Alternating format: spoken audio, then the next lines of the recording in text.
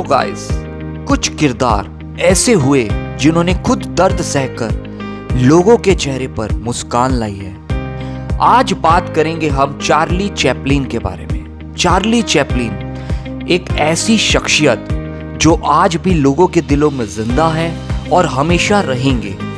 Charlie Chaplin का जन्म 16 अप्रैल सन 1889 को लंदन में हुआ था।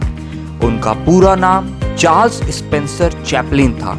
उनके पिता एक सिंगर और एक एक्टर थे और उनकी माँ भी एक सिंगर थी। चार्ली चैपलिन के एक्टिंग करियर की शुरुआत तब हुई जब वो महज 5 साल के थे। तब उनकी माँ की स्टेज पर गाना गाते हुए आवाज अचानक चली गई, तो दर्शकों को कंट्रोल और एंटरटेन करने के लिए 5 साल के चार्ली चैपलिन को स्टेज पर जाना पड़ा, जो कि आप कह सकते हैं कि चार्ली के एक्टिंग करियर की शुरुआत थी। जहां लोगों ने पहली बार चार्ली चैपलिन को देखा था और उस इंसिडेंट के बाद चार्ली चैपलिन की मां की आवाज कभी वापस नहीं आई। इनके पिता को शराब पीने की लत थी और मां की जो दिमागी हालत थी वो कुछ सही नहीं थी, इसलिए चार्ली चैपलिन को अपनी माँ को एक मेंटल हॉस्पिटल में एडमिट भी कराना पड़ा था।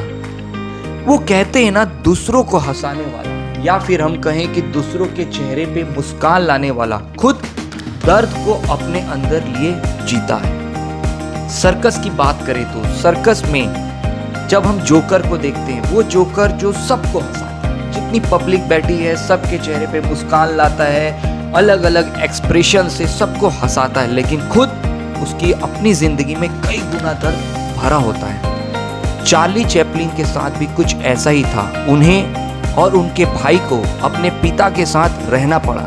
पिता की शराब पीने की लत बहुत ज्यादा थी, जिसकी वजह से पिता की मृत्यु हो गई। और जब उनके पिता की मृत्यु हुई तब चार्ली चैपलिन की जो उम्र थी वो महज 10 साल थी। माँ की आवाज़ जाने की वजह से उन्हें जो माँ के परफॉर्मेंस के जो कॉन्ट्रैक्ट थे उस पर उनको परफॉर्म करना पड़ा, लेकिन उससे कुछ ज़्यादा इनकम उनको नहीं मिलती थी, जिसके कारण आप कह सकते हैं कि चार्ली चैपलिन का जो बचपन था वो बहुत गरीबी, बहुत तकलीफ, बहुत दुख और बहुत अकेलेपन के साथ बीता।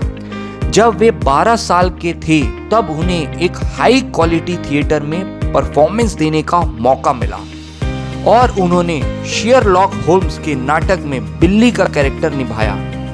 सन 1914 में पहली बार चार्ली चैपलिन को मूवी में आने का मौका मिला, लेकिन दूसरे सब एक्टर को एक जैसी एक्टिंग करते देख उन्हें एक अलग कैरेक्टर को बिल्ड कर लिया और वहीं से ट्रम्प वॉक करने वाले बच्चे का जन्म हुआ। लोगों को उनका ये कैरेक्टर इतना लुभाया, इतना ज्यादा पसंद आया कि 25 की उम्र तक आते आते चार्ली चैपलिन एक सुपरस्टार बन चुके थे और आने वाले कई सालों तक वो सुपरस्टार ही रहे। पर इतनी कामयाबी, इतनी शोहरत, इतना पैसा, ये सब कुछ होने के बाद भी उनकी जो निजी जीवन था, जो उनकी पर्सनल लाइफ थी, उसमें उतनी ज्यादा प्रॉब्लम और उतना ही ज्यादा दर्द रहा। उनकी कई शादियां टूटी। 40 साल अमेरिका में गुजारने के बाद भी चार्ली चैपलिन को वहां की सिटीजनशिप नहीं मिली, क्योंकि उनकी फिल्मों की वजह से उन्हें कम्युनिस्ट ठहरा दिया गया। और सन 1973 की बात करें तो सन 1973 में उन्हें ऑस्कर अवार्ड से नवाजा गया और इतिहास की सबसे लंबी स्टैंडिंग ओवेशन 12 मिनट से उनको सम्मानित किया गया। जरा सोचिए, 12 मिनट स्टैंडिंग ओवेशन, कितनी महान शख्सियत रहे होंगे चार्ली चैपलिन। आज भी उनकी एक्टिंग और कैरेक्टर की कॉपी की जाती। आज भी आप स्कूल्स के अंदर देख लें, कॉलेज के अंदर देख लें या फिर कोई भी ड्रामा इंस्टीट्यूट के अंदर देख लें, आज भी उनकी कॉपी की जाती है। आज भी उनके कैरेक्टर को बखूबी निभाया जाता है। आज भी लोग कोशिश करते हैं कि थोड़ा बहुत ही क्यों नहीं, लेकिन वो चार्ली चैपलिन की तरह लगे।